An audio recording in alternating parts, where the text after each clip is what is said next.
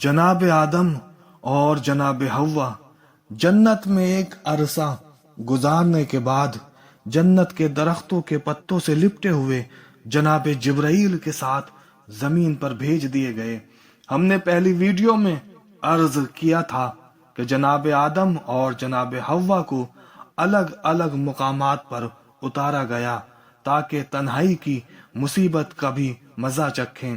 بہرحال جناب جبرائیل جناب آدم کو تنہا زمین پر چھوڑ کر جانے لگے تو جناب آدم سخت پریشان ہوئے، رونا شروع کر دیا اور کہنے لگے مجھے اکیلے چھوڑ کر مت جاؤ، اس پوری زمین پر میرا کوئی نہیں ہے، جبرائیل میں اکیلا کیسے رہ سکتا ہوں، مجھے چھوڑ کر مت جاؤ۔ تو جناب جبرائیل نے فرمایا اے آدم میں حکم خدا کے سامنے مجبور ہوں، میرا فوراً واپس جانا ضروری ہے۔ یہ کہہ کر جناب جبرائیل آنکھوں سے غائب ہو گئے۔ ان کے جاتے ہی جناب آدم نے اور زیادہ رونا شروع کر دیا اور یہ گریہ زاری کا سلسلہ 1-2 سال نہیں بلکہ پورے 300 سال جاری تھا۔ آپ کا یہ رونا خوف خدا، ترک اولا، شوق جنت اور فراق حوا کی وجہ سے تھا۔ زمین پر آنے کے کچھ عرصے کے بعد اللہ نے جناب آدم کی دل بستگی کے لیے کچھ پرندوں کو بھیج دیا، پھر بھی جناب آدم کا غم اور گریہ کم نہیں ہوا۔ یہاں پر اکثر ایک سوال ہوتا ہے کہ حضرت آدم تو بنے ہی زمین کے لیے تھے، اس لیے کہ خداوند عالم نے فرمایا انی جائل فی الارض خلیفہ، میں زمین کے لیے خلیفہ بنا رہا ہوں۔ تو جب جناب آدم کو بنایا ہی زمین کے لیے تھا تو پھر اللہ نے جنت میں کیوں رکھا، اور جب جناب آدم کو زمین پر ہی آنا تھا تو پھر یہ جملہ کیوں کہا جاتا ہے کہ جناب آدم نے پھل کھایا جس کے نتیجے میں جنت سے نکال دیے گئے؟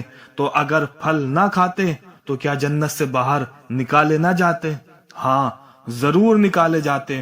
اور اس سوال کے جواب میں ہم کہتے ہیں کہ خداوند عالم نے جناب آدم کو جنت میں صرف اور صرف آرام کی خاطر اور جنت کی سیر کرانے کے لیے بھیجا تھا، اور یہ جنت میں جناب آدم کا رہنا ایک وقت معین یعنی فکس ٹائم کے لیے تھا، لیکن چونکہ آپ سے ایک ترک اولا سرزد ہوا اس لیے آپ کو اس فکس ٹائم سے پہلے ہی جنت سے زمین پر بھیج دیا گیا۔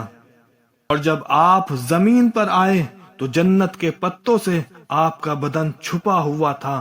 زمین پر وہ پتے ہوا میں اڑ کر مختلف مقامات پر پھیل گئے، پھر ان پتوں سے مختلف خوشبوؤں کے درخت پیدا ہوئے۔ ان پتوں کو سب سے پہلے ہرن نے چرا تھا، اسی لیے مشک کی صورت میں خوشبو اس کے رگو پا میں سما گئی۔ چونکہ جناب آدم کا نزول جنتی پتوں کے ساتھ ہندوستان کی زمین پر ہوا تھا، اس لیے یہاں ہندوستان میں خوشبودار درختوں کی فراوانی ہے۔ اب آگے ہم عرض کریں گے کہ جناب آدم کے زمین پر آنے کے بعد شیطان نے کون کون سی چالیں چلنا شروع کی، اور آپ سے گزارش ہے کہ اگر یہ ویڈیو آپ کو پسند آئے تو شیئر ضرور کریں اور چینل کو سبسکرائب کریں۔